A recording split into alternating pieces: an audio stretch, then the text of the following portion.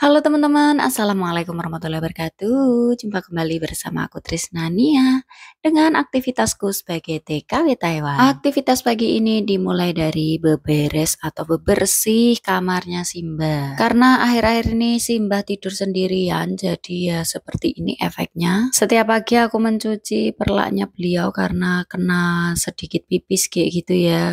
Jadi tengah malam Simba itu pengen pipis tapi kadang nggak keburu. Jadinya ya udah basah semua di perlaknya ini. Nah kalau nggak dicuci kayak gini kan ya tetap bau kamarnya ya. Nggak kasihan juga Simbah lah ya. Jadi setiap pagi aku cuci menggunakan air kayak gini. Meski cuma dilap-lap kayak gini tapi ngefek loh teman-teman. Daripada kita cuci menggunakan air yang langsung dari keran, pasti seharian nggak bakalan kering. Karena apa? Karena rumahnya Simbah ini nggak punya jemuran baju yang langsung kena sinar matahari. Jadi setiap pagi ya cuma tak lap-lap kayak gini menggunakan air, dan itu pun air tak kasih alkohol ya teman-teman, jadi biar nggak menimbulkan bau dan bersihnya itu benar-benar bersih karena kuman-kuman jahat dan bau-bau dari aroma pipisnya nenek itu akan hilang seketika. Yang penting setelah dilap seperti ini jangan lupa dilap kering juga. Sebenarnya anak-anaknya sudah mengupayakan si nenek itu untuk dipakein pampers, tapi karena nenek sendiri belum mau, jadi ya sudah, ini akhirnya setiap pagi aku nyuci tempat tidurnya nenek. Tapi ya nggak apa-apa juga sih ya, karena kalau kayak gini justru malah bisa lebih bersih juga tempat tidurnya kayak gitu. Tenang-tenang, pasti banyak yang bertanya-tanya, Mbak, kenapa sih Mbak nggak mau sekamar sih sama mbaknya? Nih aku jawab ya, sebenarnya aku sudah pernah menjawab di video-video lama sih ya. Aku sering banget ngebahas ini. Karena sebenarnya bukan hanya ini aja, sebenarnya dari dulu nenek tuh nggak mau sekamar sama aku. Nah, untuk alasannya sendiri, ini kata nenek, katanya kamarnya itu jadi sempit, terus udaranya jadi nggak enak, panas dan sebagainya. Ditambah lagi pas akhir-akhir itu katanya aku menghantui beliau setiap malam. Padahal aku itu ya tidurnya nyak di situ, tapi kata nenek aku tuh bangun menghantui beliau. Nggak tahu mungkin itu efek pikun atau gimana, atau Simbah itu ke bawah sama sinetron yang setiap hari ditonton, aku juga nggak tahu ya. Tapi yang terakhir itu benar-benar aku sampai diusir, dikeluarin dari kamar teman-teman ya. Jadi kata Pak Bos, ya udahlah kalau kayak gini terus nggak bisa, kamu pindah kamar aja, kata Pak Bos kayak gitu. Akhirnya aku pindah kamar, sekarang aku tidur di lantai 2. Jadi alasannya itu kayak nggak masuk akal, tapi ya memang kayak gitu keadaannya. Nah, kalau dulu itu aku ya sering diusir, tapi paling cuma 3 hari, 4 hari kayak gitu. Nanti sudah Simbah itu sudah minta aku suruh balik lagi. Kalau nggak gitu nanti ada tragedi apa kayak gitu, entah nenek jatuh, entah kenapa, entah ini itu wes pokoknya banyak banget lah.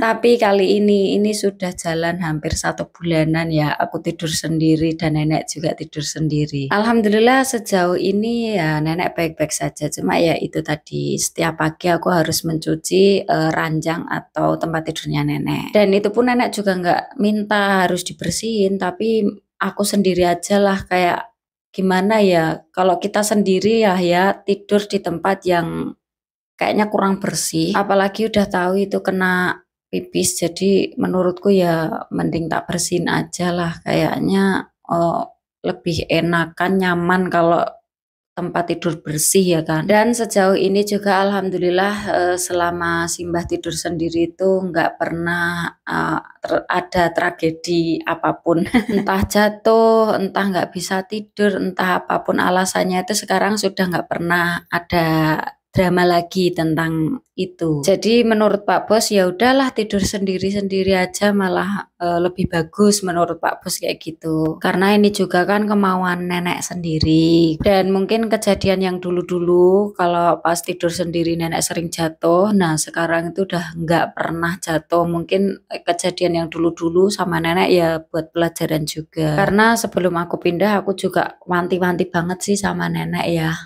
untuk berhati-hati banget kalau tengah malam mau pipis kayak gitu. Soalnya bukan apa, karena itu efek dari obat tidurnya nenek mungkin ya. Nenek tuh kalau sudah konsumsi obat tidur itu jadi agak gloyoran jalannya. Makanya aku wanti-wanti banget sama nenek jangan sampai jatuh kalau pas mau buang air kecil kayak gitu. Aku bilang nggak apa-apa, spraymu basah kena ompol nggak apa-apa. Aku bilang gitu ya, daripada kamu yang jatuh mendingan spraynya aja yang basah kena ompol. Nanti pagi bisa aku cuci, bisa aku jemur. Aku bilang kayak gitu, jangan khawatir. Susah juga sih teman-teman, soalnya apa, nenek itu belum mau pakai pampers, jadi ya memang harus diwanti-wanti kayak gitu. Tapi alhamdulillah sejauh ini nenek baik-baik saja, malah justru tidurnya semakin nyenyak. Baiklah, lanjut ini aku nyuci tasnya Pak Bos kemarin ke Utahan Susu. Kemarin itu kita kan ke dokter meriksain Simbah ya. Nah, di sana itu susu yang di botolnya Pak Bos itu tumpah. Pak Bos itu kan pagi itu sarapannya susu sama telur rebus. Nah, susunya itu yang ada di botol itu loh tumpah teman-teman. Ternyata botol air susunya itu rusak untuk pencetan unlocknya itu tuh rusak, jadi tumpah semua di tas ini. Padahal waktu pagi kan itu sarapan Pak Bos itu juga yang nyiapin aku ya. Nah waktu pagi aku nyeduhin susu buat beliau itu botolnya ya baik-baik aja, nggak ada masalah menurut aku. Nggak taunya itu kok rusak teman-teman. Sampai rumah sakit itu tasnya kok udah basah semua kena susu itu.